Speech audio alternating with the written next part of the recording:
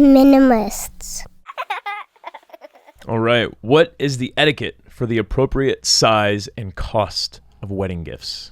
Now, I do have a pithy answer, but we tend to ramble on a little bit anyway. So my pithy answer for April's question about etiquette and size of wedding gifts is expectations are an anchor of discontent. So I think if we are expecting a certain number of what, by the way, I got some of the worst wedding gifts. I think the expectations from the other people are often really strange. I had 4 bread makers. 4. I Did don't you register for any of those bread makers? I don't eat bread. What? Yeah. Wow. And so 4 people independently decided to buy you a bread maker. Yes. Yeah, and I think it's like, again, this is I don't know if they were registered anywhere, so that's kind of the honestly I couldn't tell you. Wow. Right. Yeah.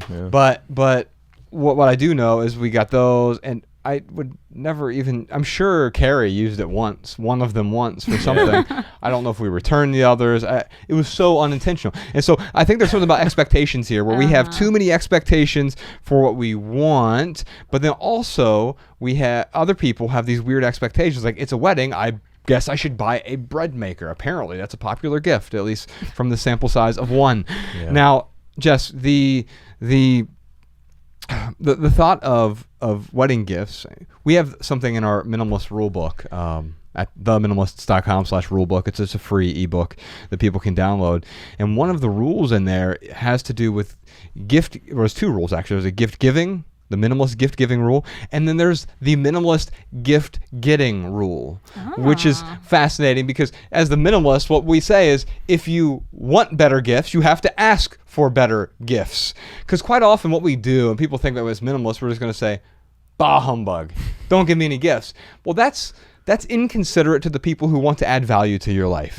And so I don't think gift giving is a love language, but I think contribution is a love language. And sometimes people want to add value to your life by giving you a gift. So instead of telling them no, tell them what you're saying yes to. Now, a gift registry is one way to do that. But what are some of the best gift registries that you've seen? What are some of the best gifts that people ask for? Well, I think especially for people who are on the more minimalist side of things, a great option for them would be an experience registry or a honeymoon registry. If they value experiences over things, it's such a popular choice for couples right now to That's awesome. register on sites like Honey Fund is one of the more popular ones, and couples can go on and they can list specific things that they want to do together. And it's a combination where you can add physical items as well if there are certain things that you want, but you can break it down as granular as you want to, from like we want to do a massage on our honeymoon in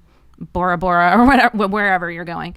And Wichita. Yeah, and your guests can just like log on and contribute towards those specific things. Wow. So that like helps, I think, the guests feel like they're giving something specific, which is good, especially for like I think the older folks and in families and stuff like that. But it's a really great option, and then couples get to take the trip that they really want or have those experiences that they really want rather than just accumulating more stuff.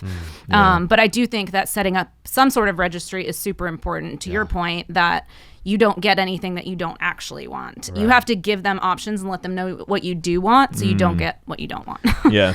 The registry thing is interesting to me because it feels like, okay, you can buy me gifts, but here's a list of the things that you can buy me. But it also makes sense for a married couple who they're starting out, so they need items. But to ask for like the specific, and if you don't want to get me any of these, then don't get me any gifts. It just, I don't know, there's something weird there. But I do get it in the same token. Well, if you don't do it, you'll end up with 4 bread makers. Right. That's a good point.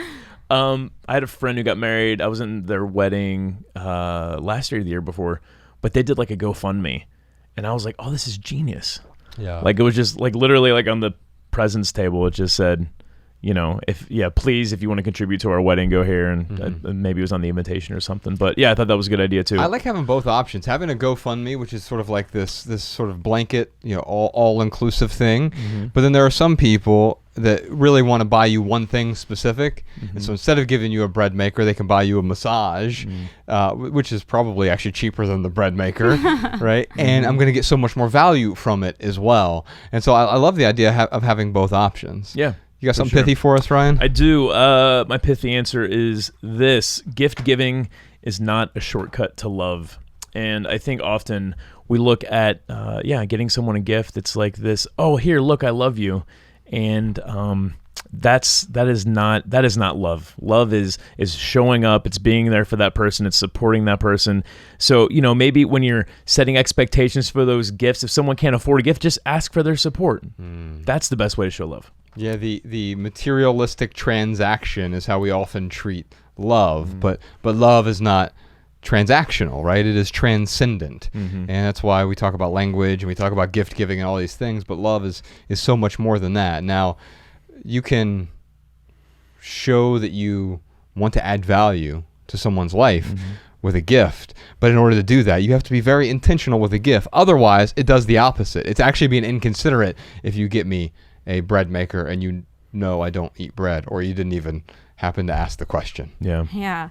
Well, and to the point of the question about etiquette, I think a lot of people in certain areas of the country, especially, like I know I have family on Long Island in New York, and it's very much like we spent X amount of dollars per head for every guest there. So people want to know that, so they know how to give like an appropriately valued gift.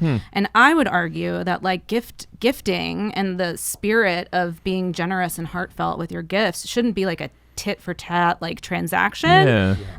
It should come from a place of like heartfelt generosity, and you want to give them something to add value to their life, and it shouldn't necessarily have to stick to a certain dollar amount, especially if it's outside of your budget.